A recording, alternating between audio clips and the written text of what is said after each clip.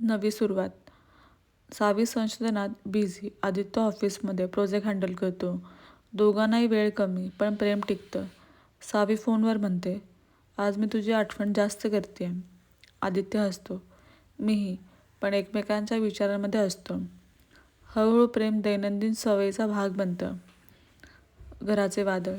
सावीच्या वडिलांना आदित्य अजूनही आवडत नाही. तुझ्या भविष्याची जबाबदारी तो कशी सांभाळेल? सावी शांत राहते, पण मनात संघर्ष असतो. दोघांमध्ये पहिल्यांदाच घर आणि समाजाच्या दबावाचा अनुभव येतो.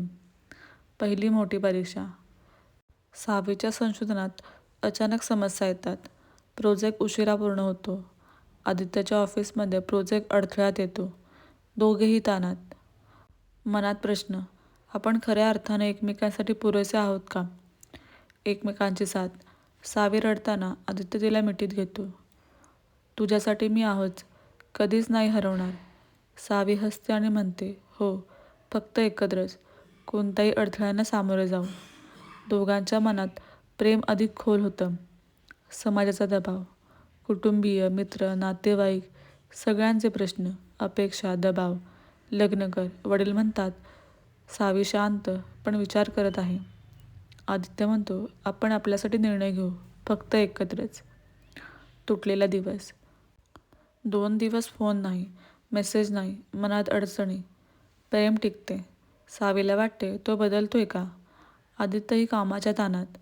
दोघांनाही अंतराच्या वेदना जाणवतात. पुन्हा जवळ. दोघे स्टेशनवर भेटतात. हसणं, मिठी, शांतता. आपण एकत्रच लढणार. आदित्य म्हणतो. सावी म्हणते, हो, फक्त एकत्र. प्रेमाची खरी परीक्षा. करिअर, कुटुंब, समाज आणि नियतीची कसोटी. दोघांनी नक्की ठरवलं, कोणत्याही परिस्थितीत एकमेकांसाठी लढायचंच. प्रेमाची गैरी. आदित्य आणि सावी एकत्र फिरतात. छोटे छोटे क्षण, हसणं, गप्पा, हातात हात. सावी म्हणते, तू नसतोस तर माझं आयुष्य कसं जगलं असतं? आदित्य हसतो, माझं आयुष्य फक्त तुझ्यासाठी आहे. भविष्याची तयारी. दोघे एकमेकांच्या स्वप्नांची चर्चा करतात. घर, करिअर, नोकरी, संशोधन, सर्व गोष्टींमध्ये एकत्र. मनात निर्णय ठरतो, एकमेकांसाठी लढू, कोणतीही परिस्थिती असो. वादळी रात्री. एका रात्री आर्ग्युमेंट्स वाढतात. तणाव, गैरसमज, थकवा. सावी म्हणते, कधी वाटतं आपण एकमेकांना समजू शकणार नाही. आदित्य शांत, सगळं नीट होईल, फक्त विश्वास ठेव. प्रेमाची ताकद. सकाळ झाली, वाद शांत झाला. सावी म्हणते, आपण जिवंत आहोत, प्रेम टिकवलं, हेच महत्त्वाचं आहे.